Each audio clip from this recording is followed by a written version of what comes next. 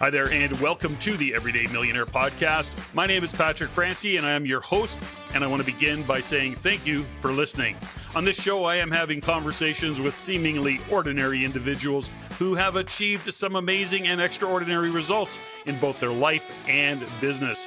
My intention is to inspire and help you learn and grow by having my guests share their journey of how they face and overcome their challenges, but also how they celebrate their many wins. And now, let's get on with this show and have a conversation with today's guest.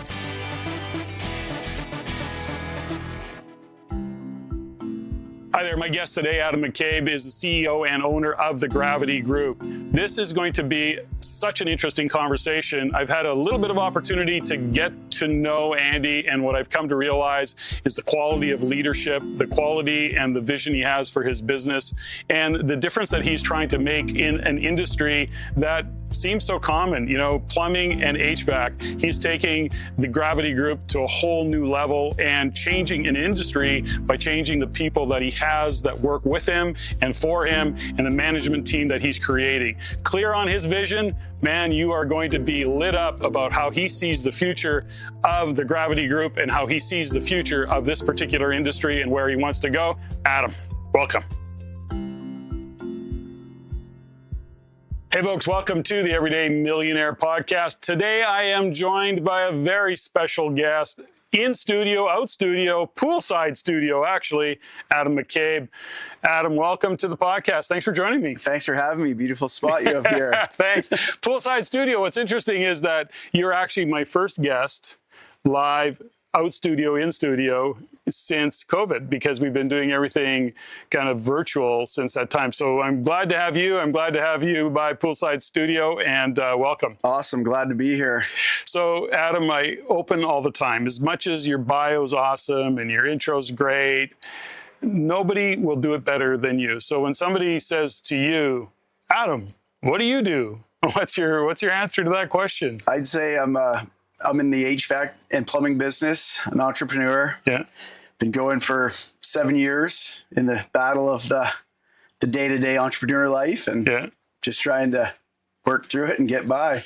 So when we talk about HVAC and when we talk about the work that you're doing, and you've got your business called the Gravity Group. Yep.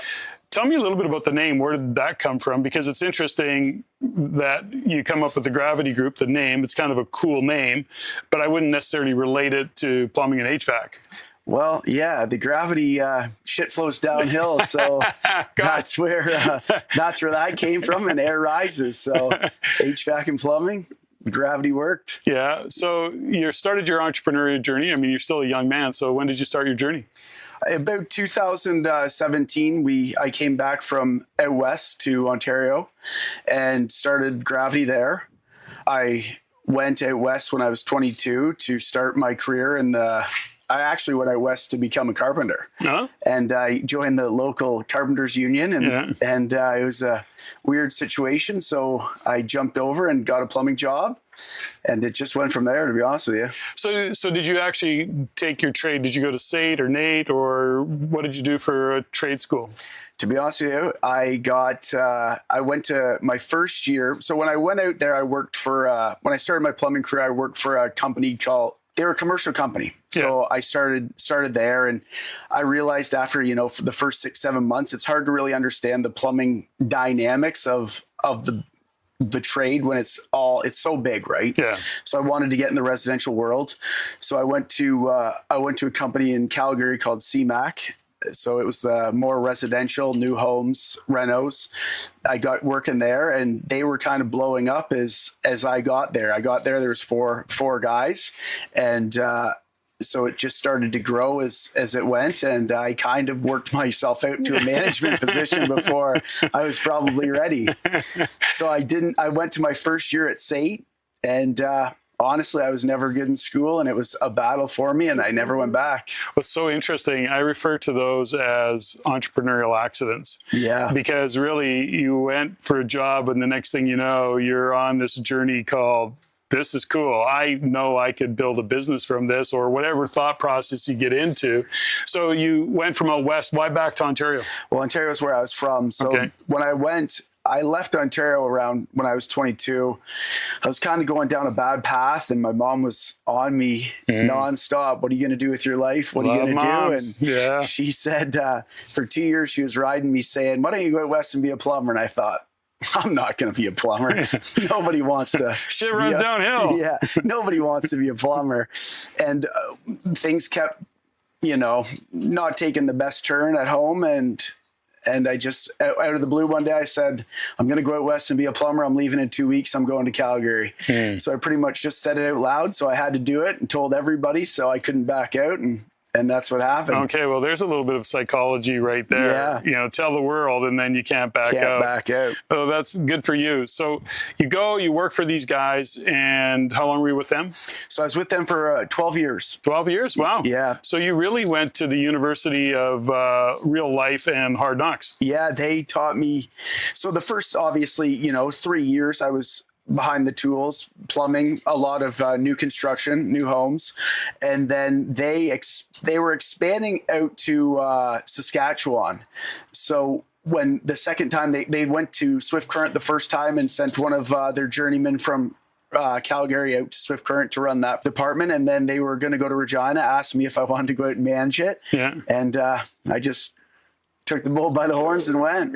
So you ended up in Regina too? Yeah, I was in Regina for 6 years. Wow. Yeah. So you've really had a kind of in the trenches learning. You've been there, done that. So you're not a theorist. So although you didn't get technically your plumber's ticket because you didn't go to SAIT or NAIT or whatever trade school, you did more than that because you were actually in the trenches doing what you were doing and on the wrenches and managing, and then ultimately managing projects and making sure the work got done. Yeah, exactly. Like even when I went to Regina, I was still on the tools for the first little bit, like a managing technician. Yeah. And then eventually it got so big, I came off the tools, and I had a great opportunity to learn the business, right? The guys I worked for were, great guys. They were growing, as I say, like blowing from the seams.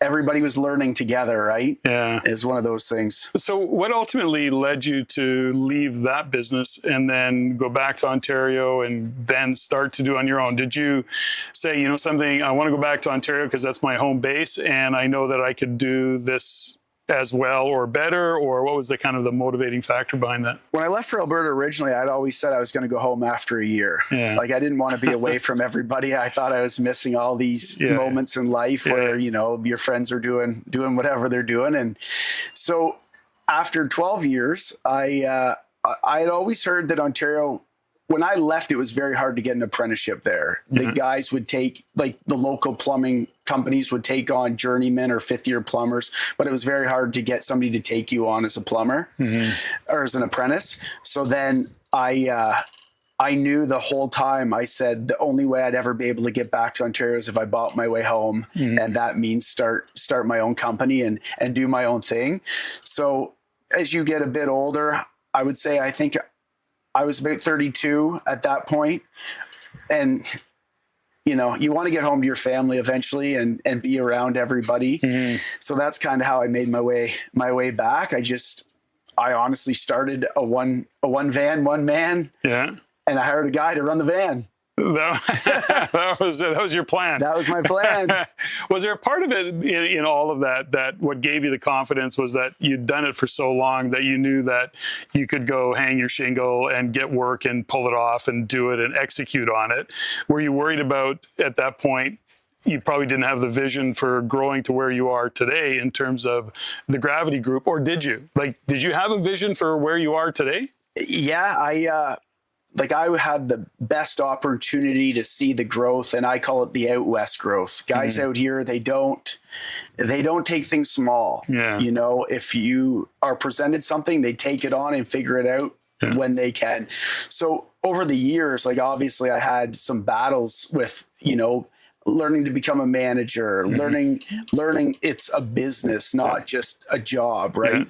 Learning all those types of things. So by the time I got back to Ontario, I had the blueprint, which I thought I had the blueprint to explode it fast. And when I got back there, I would tell people, this is what's going to happen. Yeah. I would say we'll be the biggest plumbing heating company in this area within a couple of years. And it happened. It was so interesting that you had that vision, Adam, because when you think about trades guys in general, and I'm generalizing, Yep. but you look, they go to school, they get the trade, they may, add a couple of additional tickets of some sort, some bells and whistles to, get their hourly rate up. Then they're talking about, overtime, and they're talking about union, and they're talking about pension. And so what you're doing, or what you did, was a real departure from that general way of thinking in the trade world. Or am I wrong about that? No, I believe that it was a different path than most would take, right? A lot of guys get their tickets and then, they become good technicians. They start out their businesses. I kind of seen the edge, though, that I could take because I didn't have the ticket. And I knew I had to get big fast because you have to have the right licensed people to do the jobs. You have to have good people around you to do the jobs properly. So I knew that I couldn't just stay small. I had to take the game plan that I had in my head and make it happen. And it was a fortunate time when I went home because it was what you call booming. So I just, very aggressive, very hungry, probably did a lot of work for prices that I shouldn't have done it just to expand and get to the size that, in a couple of years, I was running probably 17, 20 men, right? So it's a pretty big growth. And a lot of the guys in the community back there thought, what is this guy doing? They didn't see that type of volume happen. So I always ask a question of my guests, of business guys and entrepreneurs, ultimately, is it nature or is it nurture? So in other words, what was it that got you to this entrepreneurial journey? Now, did you kind of come out of the chute that way? I mean, you went and got a job. That was your goal. Go out west, get a job. Then was it the job and working with the guys that you worked with through that time that actually got you into this mode and this confidence of being, I could do this myself? Or was there a history, or were your parents entrepreneurial? Did you have family that was entrepreneurial? Like, where does the entrepreneurial spirit, do you think, come from for you? To be honest with you, I don't really know. My mom and dad were very hard workers, put in a lot of hours at their jobs. My mom was a VP for CIBC, so district vice president. So I seen her put in the time and, I always say, like, hard workers will never fail. Yeah. And I seen that with her. She would always be, 3 kids. She'd be working on the weekends to try and get her work done for Mondays. And she just progressed in her career over the years. So I would say the hard work comes from that. And I think I have a big chip on my shoulder from when I was younger and in school. Like, I wasn't very good at school. So teachers would call me out and make me stand up in front of the class and read. And back then it was a different atmosphere in schools. Teachers weren't really as watched or whatever you would say. So when that happens to you, you've got something to prove in life. And I believe that's the way and the reason I had the grit to do it. And the guys like Mark and Glenn out at CMAC, I really give them a lot of credit for showing me the way of business, right? As they say, they were 10 years older than me, but we kind of learned it together. And it was a great segue for me to move back to Ontario to start out. Yeah. So, as much as I talk about, it being an entrepreneurial accident because you didn't go into it with that thought process, you came out the other side going, no, I'm going to take this on. I'm going to get back home. This is the way I got to do it. And I have to do it because of ultimately probably your lack of having a ticket going into a booming economy where finding work in that was difficult to do. So you go, okay, I'll pivot. I just got to figure this shit out, which is exactly what you did. So as much as it was an entrepreneurial accident, you were kind of trained to be that way anyways, which I'm sure gave you the confidence, or I'm assuming it did. When you look back and you say, okay, when you look at the industry overall and the trades industry, it's not an easy game to play. I mean, you're dealing with often union mentality. You're dealing with guys that want to know what their rate is. They want overtime or time and a half. And so you're kind of into this trades world. I'm not making it wrong by any stretch. Like, I get it. But I'm wondering what sets you apart, because you've grown this to what it is today, and I'm going to talk a little bit about that. So within your own hiring practices or your own thought process around your team, what sets you apart, do you think? I think that we like to explain the vision to the people that work with me every day so that they realize that there's a runway for guys. Like we're definitely a very fast growing company. I would say we're the fastest growing company, or one of the fastest growing non-union companies in Ontario. And in doing that, you have to set runways for guys that want more in life. A guy that wants maybe, I say an entrepreneur, right? They want to be a business. They want to be a business owner, but we give them the pass so they can be an entrepreneur where they make the money. They can, still have family time for their families, but there's no ceiling for my guys. If you want it, we'll make it so that you can have whatever you want inside of our company. Yeah. And I think that's what keeps a lot of guys around. They believe the vision I have. Yeah. And they, there's been bumps and bruises along the way. Of course. But of course. But we've said it, and a lot of one-on-one meetings with your upper management and your guys coming up. And as I say, like, if you want it, I'll show you how to get it, and you can do it inside of our building. I was used to with one of my businesses in Alberta, as I would say to the team, and this has gone on. My general manager now expresses this, goes, "I'll open the door for you to have all the opportunity. What are your personal goals? And then let's see if we can align the business with what you're trying to achieve personally. But I'll open the door.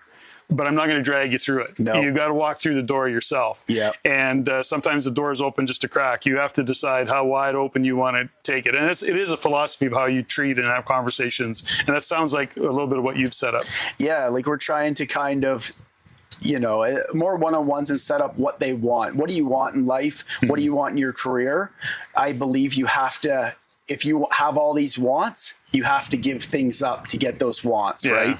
Like, for myself, I knew what I wanted. I knew I would do anything to get there, but there's been a lot of sacrifices over the years that I had to give to get where I wanted to go.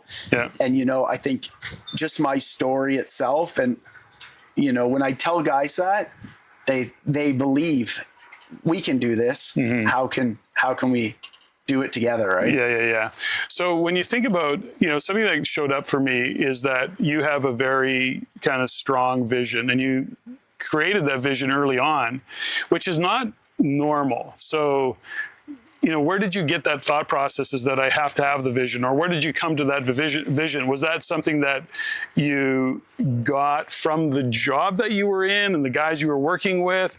What was it that said, I want this? Like, why is that? Because I've talked to lots of people on this podcast, and the most successful guys I know have actually had a vision, and they've been able to express that vision. They've lived into that vision. But where did that kind of initiative come from you? A vision aside, like, even the thought process of, I got to create a vision. Well, I think it comes from, my younger days when I worked at CMAC. I would always put goals ahead of me, and I would realize that I would hit those goals a lot faster than I'd expect to hit, right? A lot of mentors will say now that their biggest regret was not setting their goals higher. So when I was a younger man at 24, 25, I remember calling back home to my mother and saying, I'm going to do this, this, this, and this. And she would think I was absolutely crazy. Yeah. And then when they started to happen, everybody would wonder, like, how did this kid that could barely spell his own name figure this all out and get it done?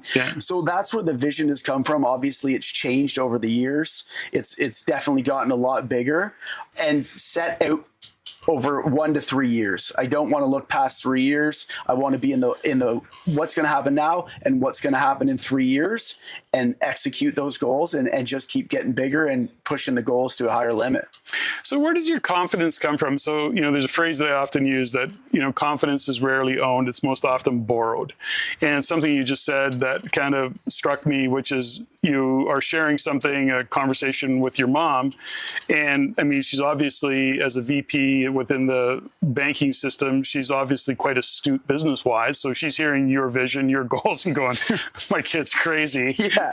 So is she pushing back, or is she supporting you, or she's going, okay, sweetheart, good luck with that. Like how are you borrowing some confidence from her, or is she keeping you in check? Well, how is that? What is that relationship like? I definitely think at the start she was really wondering what I was thinking. Yeah. More so when the goals started coming true, I think that she really, So he's got this. He's got this. And everybody says it. If you put it in the universe, just like I did when I said I was going to Calgary. Yeah. If you put it in the universe and you work hard enough, it'll come true. And it doesn't matter if you are good in school. If you work hard and you have the vision and the path, it can get done.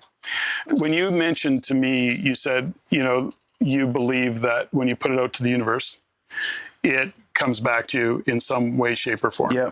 So the question then for me is, when you look at that statement, to me, it would be some understanding of universal law, which is exactly what you described. So when I heard that, I wondered, is there a study of universal law in what you do when you're looking at your own personal development, what you're reading, perhaps what you're watching, or is it just a fundamental understanding from your perspective of there is something out there within universal law that you put it out there and it comes back to you? I believe more so that, like, at a younger age that started to happen to me. So it wasn't kind of like a calculated thing. Yeah. It was me doing it and it coming true. Yeah. And I listen to a lot of podcasts. I do a lot of research on business guys, and it's the exact same thing with them, right?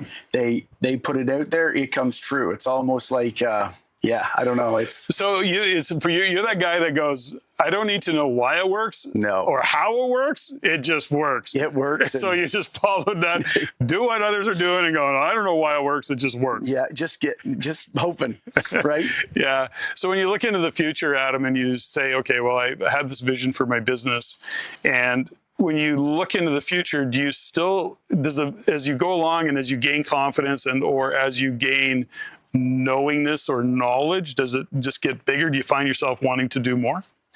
Yeah, because I find like a person has to grow every day, right? At a young age, my mind wouldn't stop moving. And even when I was, at my early years in CMAC, my mind would just keep running. Like, how am I going to own a business? How am I going to be successful? How does this happen for other people? Why don't I understand it right now? Right. And then at one point, it just all clicked.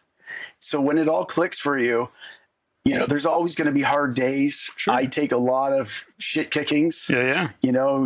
I remember there's times I'm sitting in places wondering how it's all going to work out. Yeah. And every time it just works out. If there's a problem, you keep hitting that problem, the problem goes away. So I find when it starts to work out like that, not always, I can't say always, but when it works out, you can always put those goals to higher levels and know that if you put the effort towards it, you're going to be able to achieve them. So, within the context of, business and business growth, to your point, there's always challenges. There's always stuff that you're bumping up against. And then there's things like, do I have the grit to get through it? Does the team have the grit? Do we have the adversity quotient to face it? There's a philosophy that I kind of believe is that, the phrase, what doesn't kill you makes you stronger. But ultimately, when you have resistance of where you're going and you push against it, ultimately get through it, you're stronger for it. Yeah. So when you look and say, okay, over all these years that I've been building my business, and you look at the adversity you've faced and you've overcome, in reflection, do you say, okay, I needed to do that to gain the skills and the knowledge and the know-how to go to the next level? Do you look at it that way? I'm just curious. I think for myself, as I said, like being young age, I was challenging the adversities every day of school and getting through that, and then getting through just finding a career in something that you like to do every day is a challenge, right? Yeah.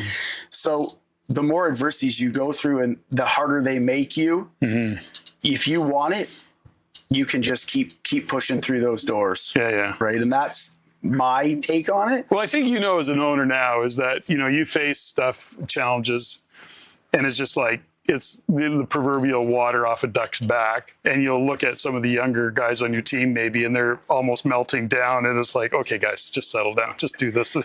It becomes that. Does it not for you? Yeah, for sure. The day-to-day battles that I have, would sink some people, right? Like Yeah. it would drive some people crazy. I have people all the time saying, how do you sleep at night? Or how do you get through this? You know, it takes a lot to shut me down now. Yeah. But that's just been years of having it, right? Yeah. At a younger age, managing, Yeah. you know, when I was at 25 years old, I was probably managing 15 people. Like that's a lot of managing Sure. personalities at that age. And so a lot of the challenges that come up now, they're not really difficult to get through, right? Yeah.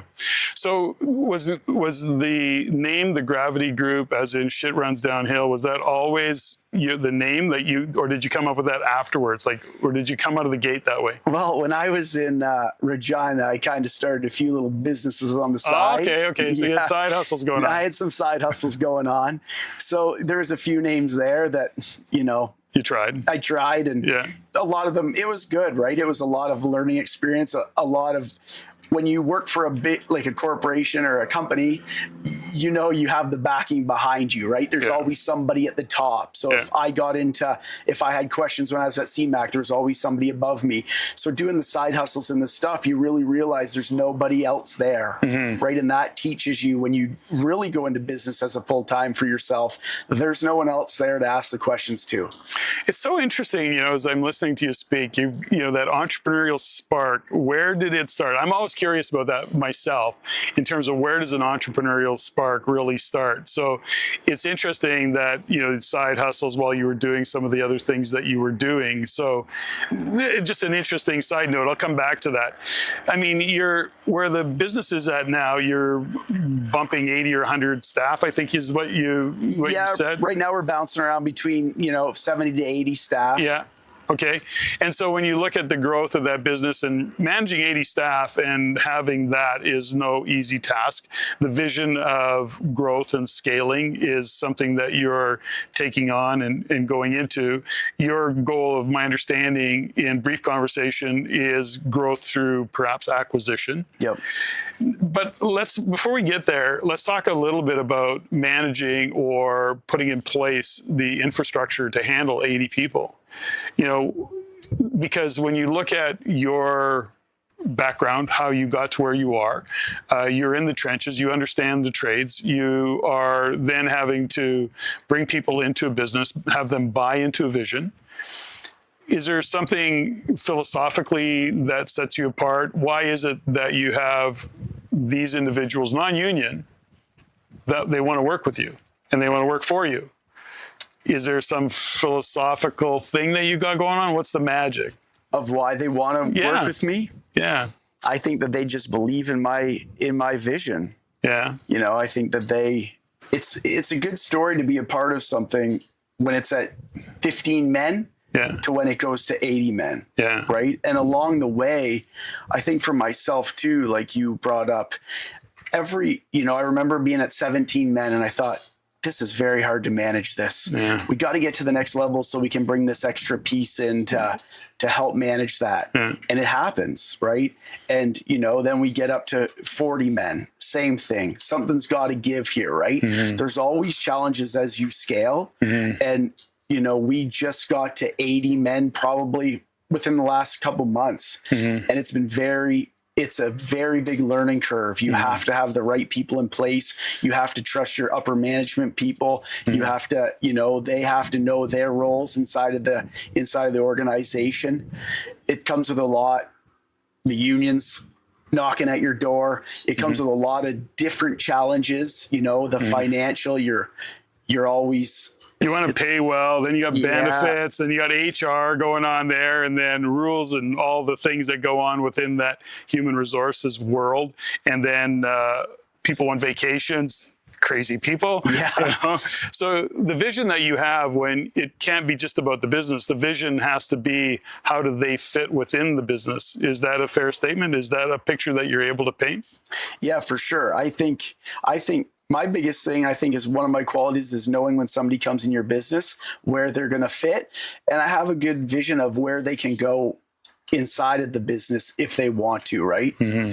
And I think that's kind of how we mold our team. Mm-hmm. I got a few guys that have been with me since day one. Yeah. And when the guys are with you since day one, they really watch your back, right? Yeah. They know that They're in it. they know what you've done to get where you've gone to and where you want to go, and they're there for the ride, and they trust in the process.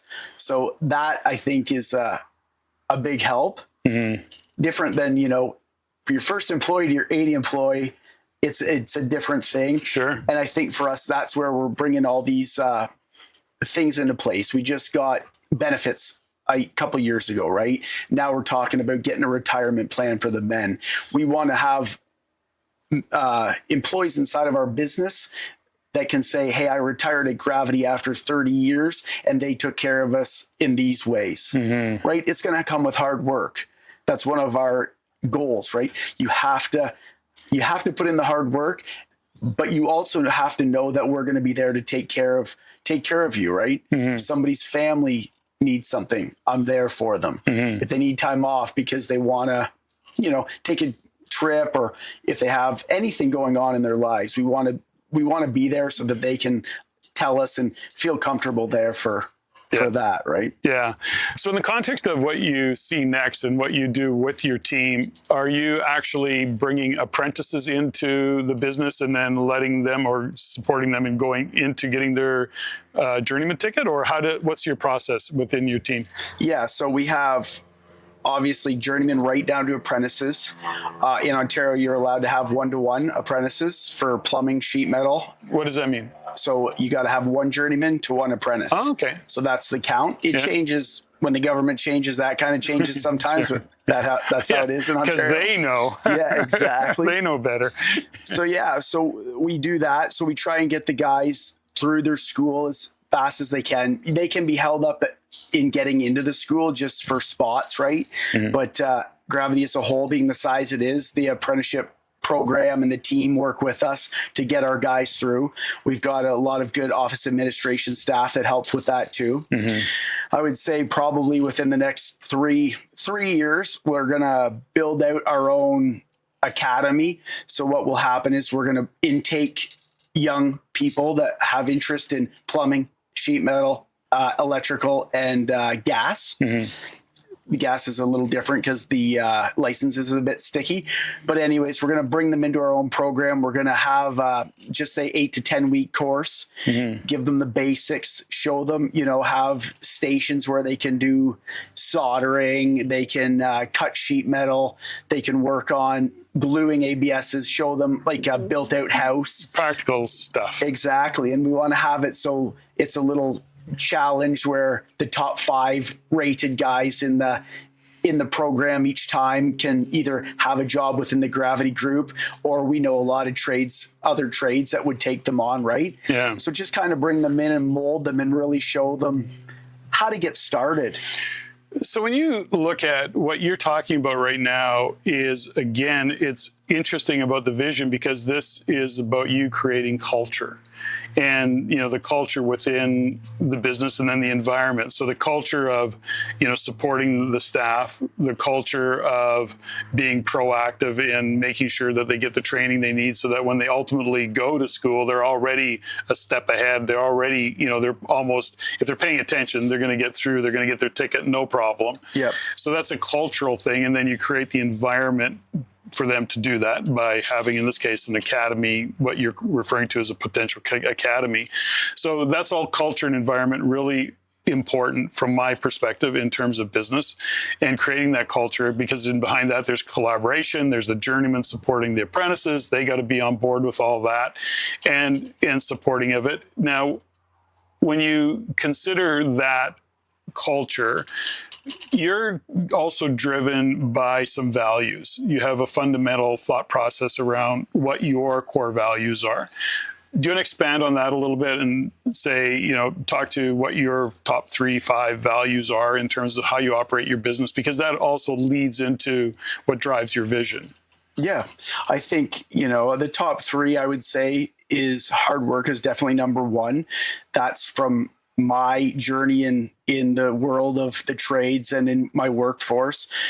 If you're a hard worker, you're going to succeed, right? Yeah. So that that's deep in my core. Yeah. So I like to have that as our number one core value in the shop. Yeah. 2 is loyalty. If I can trust an employee, they're going to go a long way with me, and I will show them the path. And that's if, you know, a young guy, if they don't have a support system at home, how to buy a house, how to get a mortgage, right? How to further themselves in their career. If they get a plumbing ticket, where do you want to go with that plumbing ticket? Do you want to be a day-to-day plumber? Do you want to be a foreman? Do you want to be a manager?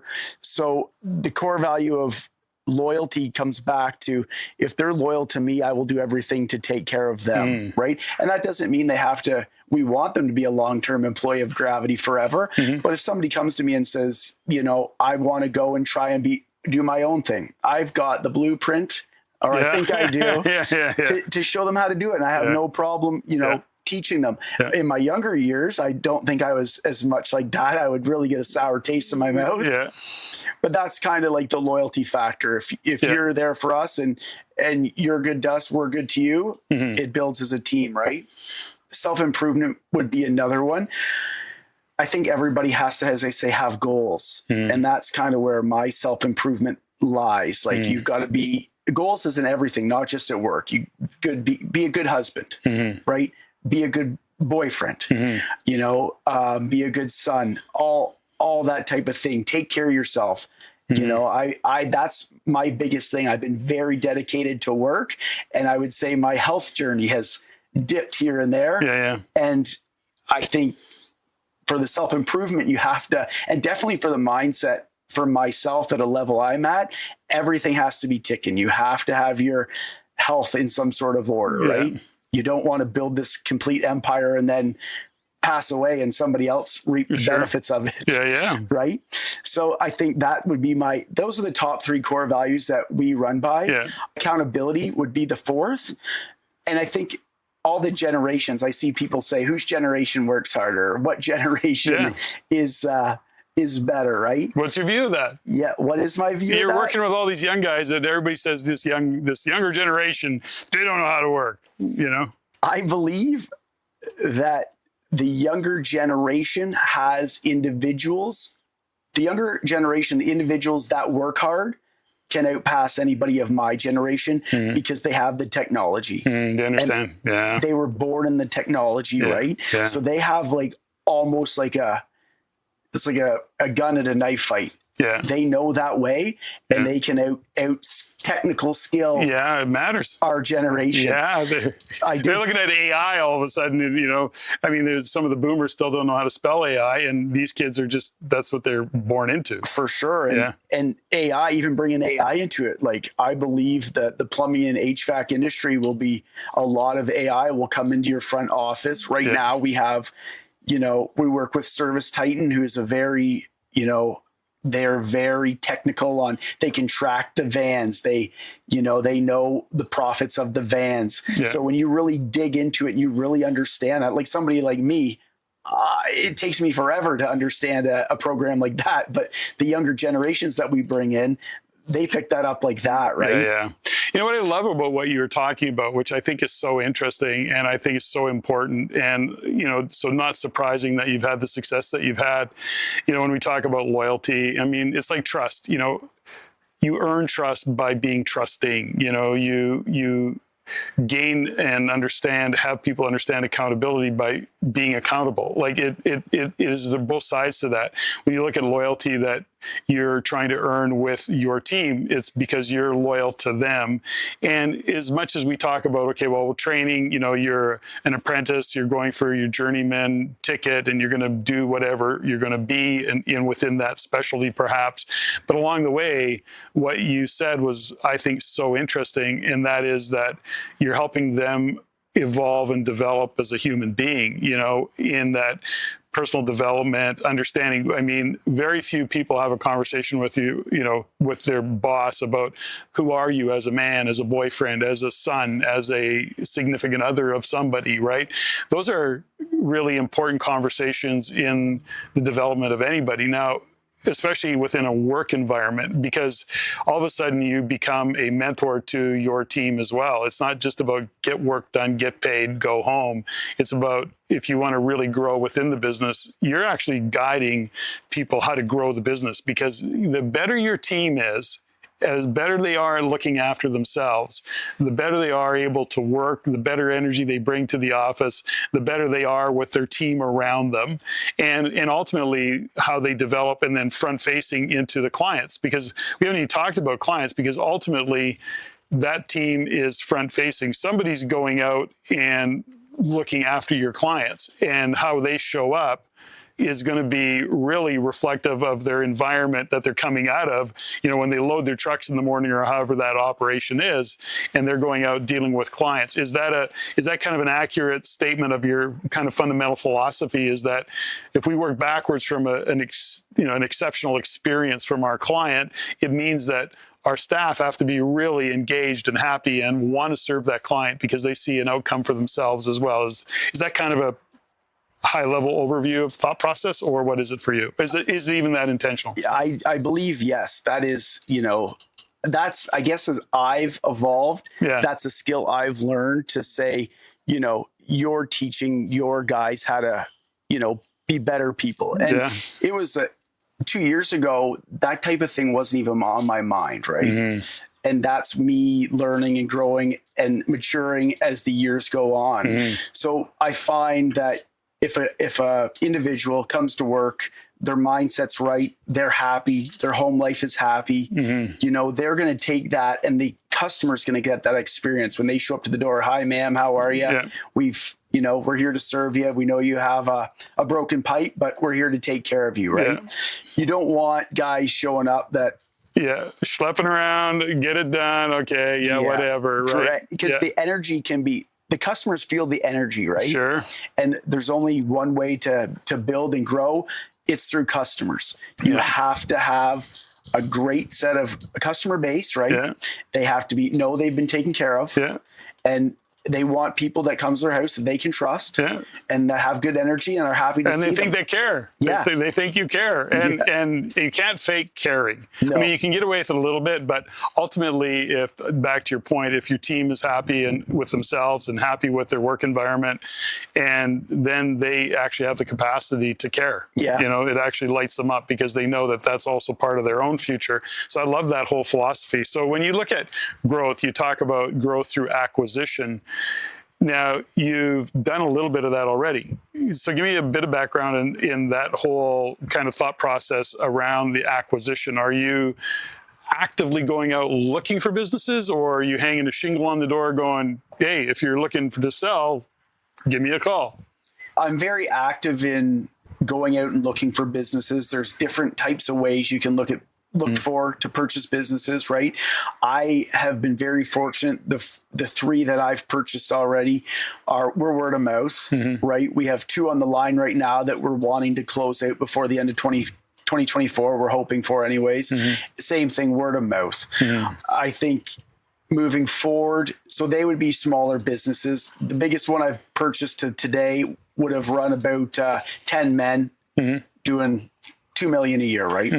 I think as we grow and continue down this path, and for the vision that I want to have, we're going to have to go out and purchase bigger home service businesses running a bigger scale, 20 men pumping out $3-4 million a year that have a management team in place. Because I'm only one guy, you can't go in and turn all these businesses around without leaders in place. So your thought process isn't that you're going to go in, buy the business and fire everybody. You're going to go in, look at the business, see if there is some adjustments that need to be made from an HR point of view. But ultimately, you want to take hopefully the business is successful to the degree that you see upside in the opportunity.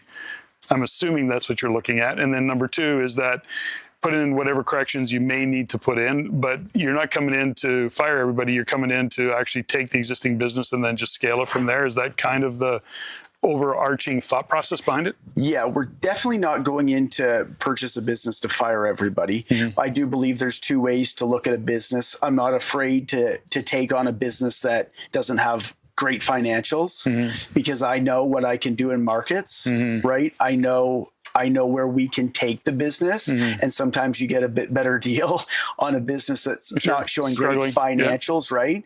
And that goes back to many, many points of who's running it and why's. You know, I find a lot of HVACs and plumbing businesses that I have been involved with or talk to people. It's a job for the guy, right? Yeah. It wasn't it's a paycheck. They're generating money, and that was the way they did it. Yeah, and they're doing great, and they're living great lives, right? Yeah. But they that's how they were taught about business, right? Guys back in our hometown, you know, the purchases that we've purchased, they would all be buddies with the other plumbing companies or HVAC companies, right? I'm different. I need an edge. I need to be going up against people to be able to. So there's a competitive part of you that needs to get you fired up. Do you need to push against something? Yeah, I always need to have something that I'm going against, and that's not like it's not a bad thing for me. It's more so it's like, I've always been like that. Hey, how do I get to that size? I remember in our hometown, I when I came back home, there was a big electrical company in our town. And I would always say, I want to be as big as them one day. And people would say, you can't do that. Like, it's impossible to get, you know, they've had so many different avenues and blah, blah, blah, right? Yeah. And you know, a couple of years in, it's happened. So you're that guy that go, don't tell me that I can't do that, because then I have to go out and show you that I can. I love when people tell me I can't do something. It's interesting. I had a young lady who worked for me for several years, and I would give her a hard time a little bit. She's good at sales, but I knew what lit her up, and she'd come back and go, check this sale out. I go, that's very good. And then I used a little passive aggressive, and I go, but a good sales guy would also added this and this and this. And she would just go huff, right? And then half an hour, 45 minutes later, she'd come back and she'd go, and this, and this, and this. And I go, but it's interesting. That is an interesting kind of, I don't know what you'd call it, a character, part of a character of somebody that goes, don't tell me I can't do that. And I would set her up. She would know I'm setting her up, and she would still have to go and prove me wrong. Cracked me up, but it worked brilliantly. We worked together for years, and she did a great job. So it's interesting that you share that about yourself, and knowing that about yourself is really interesting. I think that's too, like, some of the skills of managing people as well, right? Yeah. You're managing so many different personalities, and I know with Jimmy, if I push his buttons, he's a better person. But Johnny, you can't do that because you'll fall apart, right? So I think that I'm not saying I'm the best manager at all, but I think that learning those skills of personalities is a major thing at a higher scale level. Yeah. So when you look at what's going on, I mean, at the point of we're having this conversation, we look at what's going on in Ontario economically.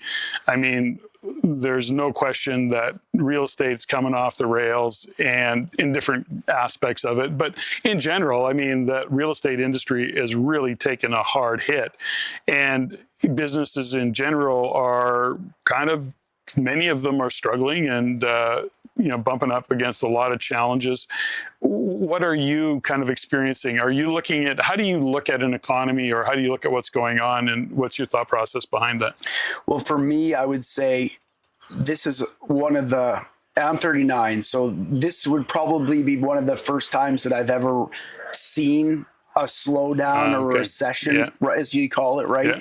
I was in Alberta at the highest booming points that Alberta had. I skimmed out to Saskatchewan, and Saskatchewan was at the highest booming points. And then I went to Ontario, and it was the same deal, right? Yeah.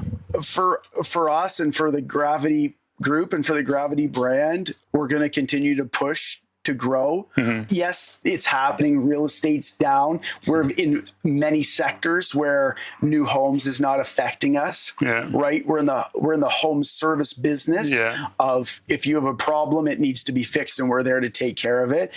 We were out of the gate, we were very heavy in custom homes, right? But we've diversed ourselves because everybody knew the moment that the market slowed or something happened, it would take a hit on those companies, and it has. We have a few friends in that area, and just people I talk to within the business, like a lot of new home plumbers and HVAC guys are really noticing a slowdown, right? And in my opinion, if it doesn't start to soften or they don't start to continually drop the interest rates, it'll be a bad 2025 for a lot of those guys in that business, in that side of things. So you're, as much as you're specialized in that plumbing and HVAC business, you're pretty diverse in terms of your client base and who you're looking after. To your point, you're not just going after new home business.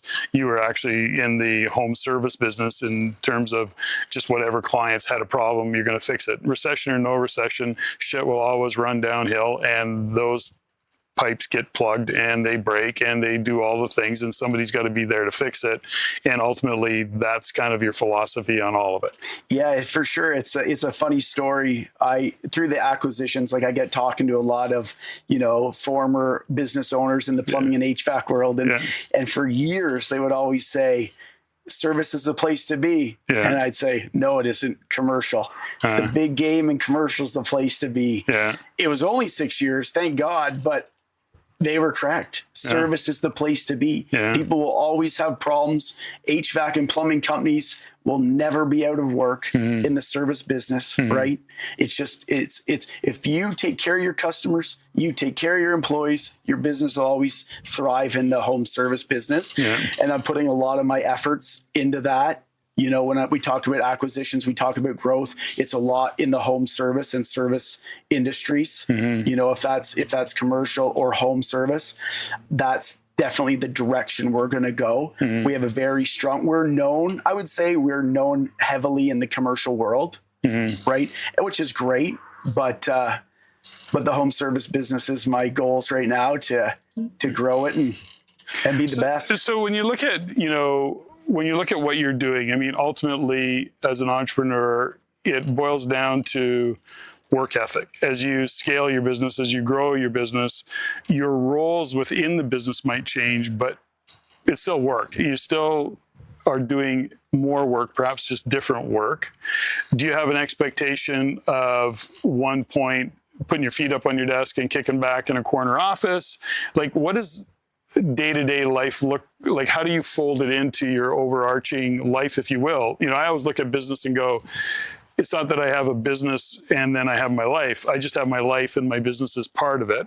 And so people say, well, you work a lot. And I go, no, that's just my life. I don't look at it. I always remember the question of a young man asked me, he goes, gosh, you got 3 different businesses, you're traveling, how many hours a week do you work? And I go, I have no idea. I don't even think about it that way. It's just my life. How do you look at it? Because you're putting in time, your roles are changing. As you're evolving in your business, of course, you're having to evolve as a leader. Do you have a kind of a thought process on that? I would say, as what you said is correct. For my life is working, but I don't feel like it's working. Right? It's a weird thing to say, but it feels like I'm in a video game every day and I'm just trying to beat the game, right? And it's what gets me up in the morning. I don't, every day I go to work. If it's a Saturday or a Sunday, even if it's for a couple hours, I'm going to work, right? I can't not do that. And I think that there is no work-life balance. If you're a husband, be the best husband can be when you're at home and be present and do things, if everybody goes on trips and so forth, right? And just have that time for your family. And then, but when you're working, you have to be very dialed in and very focused on what's going on. So for myself, I think as the business grows and we get, a CEO or a CFO in place, the end goal for me is to be able to create something that can put me in a place where I can teach others. Not that I'm a victim, but I go back to that, being that kid in school that just got, bugged or embarrassed for being stupid is what people would call it. Right. And that's why I gravitate back to the HVAC plumbing trades world, because you don't have to be smart in school. Right. You can do anything you want in the trades world with any, it doesn't take educational background. It doesn't take being smart in school to run an HVAC business, right? Or a plumbing business. But you have to be able to work with that mindset, that kind of work environment. I mean, they're trades guys are culture. That is a culture. Yeah. You know, as many workforces are. I mean, you know, whatever, in this case, it's trades, but if it was IT guys it's a cultural thing, right? They live in their own little world around stuff. So as you kind of expand into the future and you look at what you want to do, will it always be HVAC? Do you have aspirations of acquiring supporting businesses, for example? Are you going to buy a pipe company, for example? You know, something that supplies, I don't know, pipe.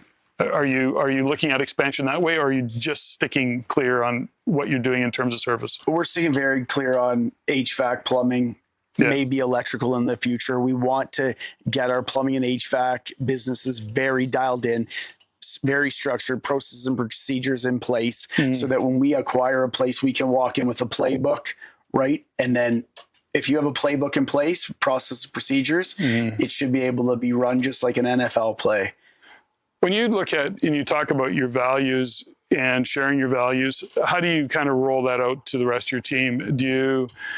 Are you doing that through your management team, or are you, as the owner/CEO, vocalizing and saying, this is what our values are? And then I'm going to add one other question to that as an example, because you said one of your values is hard work. So got that, but what's the benchmark? How do you measure hard work? You know, do you have a measurement, or is it more just philosophically, or does your management team kind of, you work as hard as them and you're doing fine? Is it like, what is that benchmark? How do you set that standard? For me, I think it's the hard work shows in the growth of the person, right? Yeah. I have a young guy that started out with me as a co-op student, right? And in 4 years now, he's running one of the companies that I acquired. Wow. Right. So when I say hard work, he is the, you know, poster child of that. Yeah. He comes to work every day. He, you know, puts in an effort every day. The guys around respect him because they know that's who he is. They know that they respect him because they know that if they're out of line, even though he's 23 or 24 years old, he's gonna pipe up and let them know. Yeah. So up to this point, I judge the hard work on that, where the people have come, they started and where they've gone. And there's a lot of good stories inside of the Gravity Company that show that, right? Not just his, but that's kind of how I judge it. I think once we get to another level, like, it's going to be more structured as per se. Like, yeah. Got it. Right. Like, so are you, when you think about the team that you're working with, are you one of those guys? Are you good at pumping guys' tires, making observations, you know, making sure that they know that they've been seen, are you good at that? Are you pretty good at walking by going, well done? I'm just starting to learn that skill. I would say over the last year or 2 years, as my confidence as a person and as a business owner has grown. I would say that a lot of that's more coming out now, where we say, hey, you do these 12 things great. There's 3 things. How are we going to get to the point to make those great as well? Right. Yeah. I think that's a big thing for a young business owner to learn, that like, there's days I'm walking through the halls yelling at everybody, but now I'm more mature and know to sit back and say, there's got to be reasons of this happening, and how can we help them get better? Yeah, it's a classic case of seek first to understand, then to be understood. Yeah. You know, interesting. So, you know, to do what you've done takes some real skills in terms of leadership. And at some point you have some leadership skills that you've developed or honed over the years just being in the workforce. But again, back to nature or nurture, that question, and I get different answers for this. So I ask the question in all honesty, and in curious, do you study leadership as in terms of you're reading or listening to others and learning from what they're sharing in terms of leadership skills so that you can actually apply those? Or is there, you just figure shit out and there's some natural leadership in there? What's your kind of, how do you do that? I would say in the last 12 months, I've really been studying other entrepreneurs at a higher level than myself, kind of taking their rituals and what has worked for them to kind of see if it will work for myself. But it's all back to the mindset, right? You have to be the leader for other people to see, right? You can't expect your people to do this, and this if you're not doing it yourself, or at least trying to get there. So that's what I find. But I'm very dialed in now on learning, because to scale at a fast level, you have to be able to put stuff aside to ramp up to get to those levels. You know, I've been asked this question myself, and I have my own kind of view of it, having been a coach for as many years as I have, working with small business owners, real estate investors. My observation is, so we'll use real estate as the example because that's kind of on my plate all the time, which is I can teach people and coach people in terms of being and knowing how to invest in real estate. And many will take it and just crush it. And so I'm giving them the how-tos, the systems, the processes. This works, proven, go do this. They go out, they build portfolios, they do really well. And then I just take the same how-tos, teach it to somebody else. And it's like, they don't even get off the ground. They screw it up. They get pissed off, all the stories around it.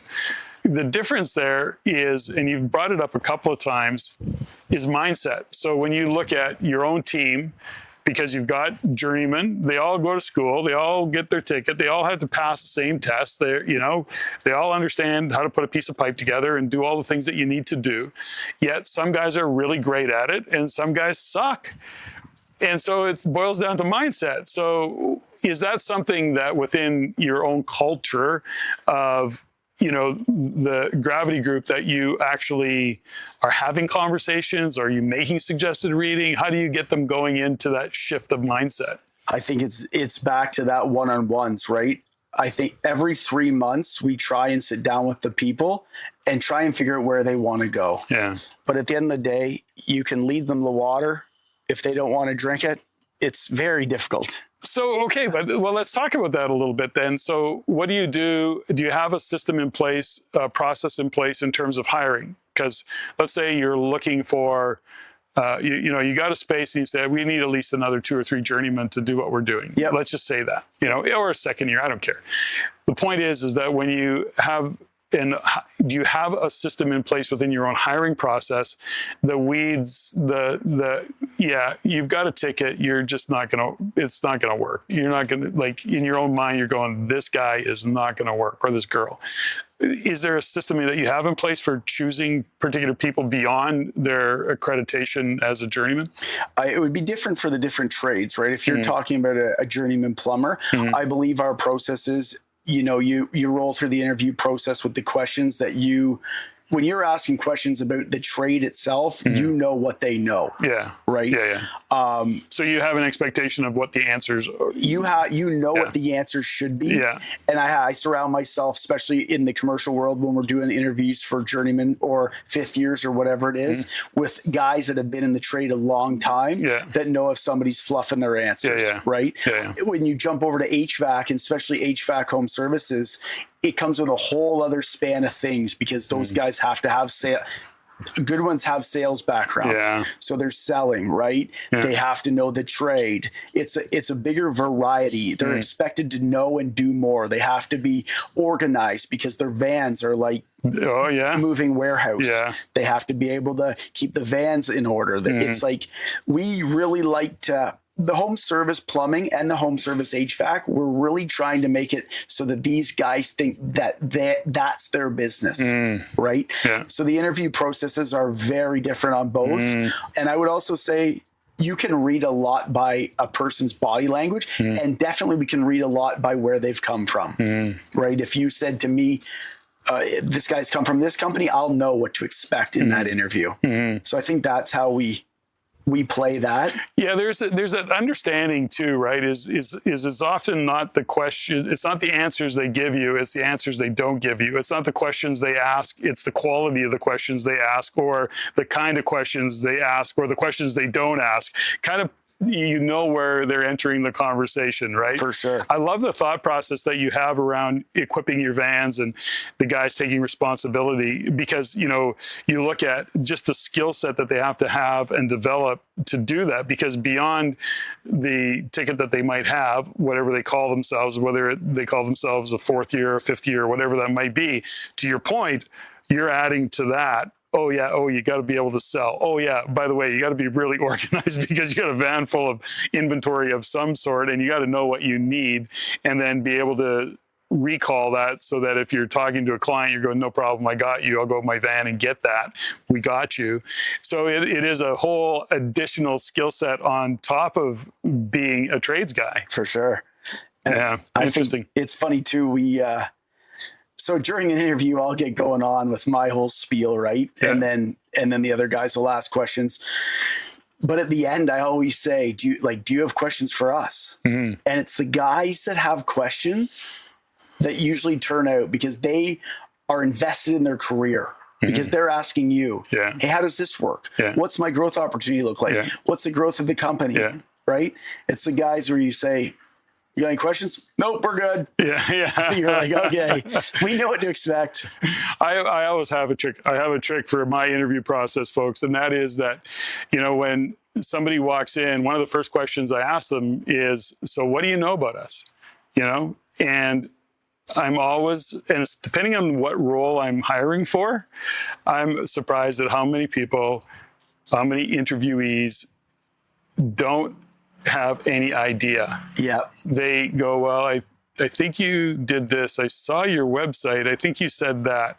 I go, if you couldn't take 20 minutes to spend some time on my website, you're already got a big mark against you. Yeah. You know, if that's your level of interest. That's just me. Yeah. Did you follow that same kind of thought process? For sure. We actually work with a good company called Remy, and they just rebuilt my website. Yeah. And there's a clip on there of me doing some speaking at a Christmas party. Yeah. And one gentleman came in and he referenced that. And I thought, that's a very He did his homework. Yeah, he did his homework. And that, you know, it gives you good feelings about that. Okay, if you took the time to do some homework, okay, points. Yeah. Yeah. There's a check mark off that box right there.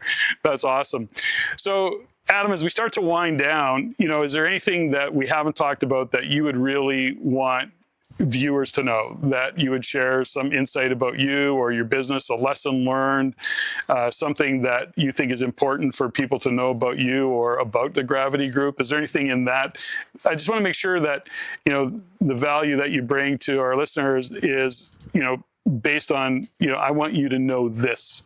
I think that, you know, we've covered a lot of it already, but the Gravity Group is very based on watching people succeed, right? And as I grow as a person, and I grow as a business owner, I'm going to be putting more emphasis into that, as well as even the people we acquire, right? A guy, when he sells his business, and it's a very hard process to move on from. So we're building programs and stuff like that. So within the company, they have an exit plan or a good exit plan. So just all around, like, growth of people and being there for people when they need us. We're wanting to create careers, not just jobs. And I think that that's why we succeed a lot in our areas, because a lot of business owners in our you know, in the HVAC plumbing world are just looking to, they kind of use the men, and I don't like to say that, but that's the feeling. And when we interview guys, you really pick up on that. And the guy and the employee, the younger generation, they really feel that.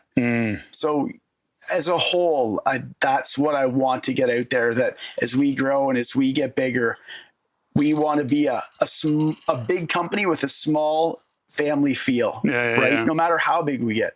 Well, I think you said something that's, I think, really at the core of why you've been and had the success that you've had, and why you can step into what's next for your vision. And that is that at some level, whether it's your calling, your purpose, whatever language you might use around it, but ultimately it comes back to, of all of the really successful guests that I've had on the podcast and my own experience within business is that when I see or hear an owner who's actually talking about the success of the team, so in other words, if I can help my team succeed and to be their best self, to be their greatest self, to live their best life, then I am being a contribution. And I know that that will in fact serve not just them, but the business overall. And that becomes a real way of operating.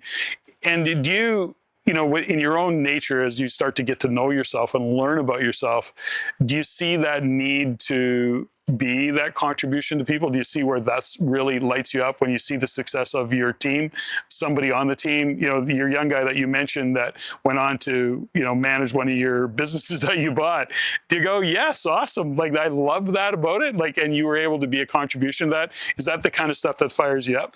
Yeah, that for sure. And for me, it's like to see the growth of what he has to continue on, right? Yeah. Where he can go inside the company or whatever path he takes. Yeah.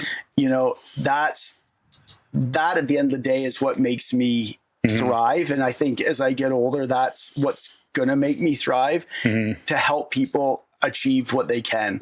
I always go back to, you do not have to be the smartest person around to succeed in life, especially education smart. Yeah. And a lot of, definitely back when I was younger, a lot of people put that on you. Oh yeah. That the only way you can succeed is go to university, go to college. Yeah, yeah. You know, and the traditional way of going to school, you know, and get a job, blah, blah, blah. Yeah. Yeah. It doesn't have to be that way at all. I love that. So as we wind down, we always have a little bit of fun with just some rapid fire questions, and they're not skill testing, but we want to push the envelope a little bit with you maybe today, Adam. So we'll just get you warmed up a little bit. So you ready? Yeah, ready. Okay. Android or Apple? Apple. Have you always been an Apple guy? Yeah, I had an Android once. I couldn't handle it, so I got rid of it. And that was it. Okay, so you're a born-again Apple guy. Yeah. Okay, got it. Do you have a favorite or tune or a favorite band that you listen to? Or are you a music file? I like country, Morgan Wallen probably. No kidding, you're a country guy. Yeah, love country. I'm sorry to hear that. I don't know if we can be friends.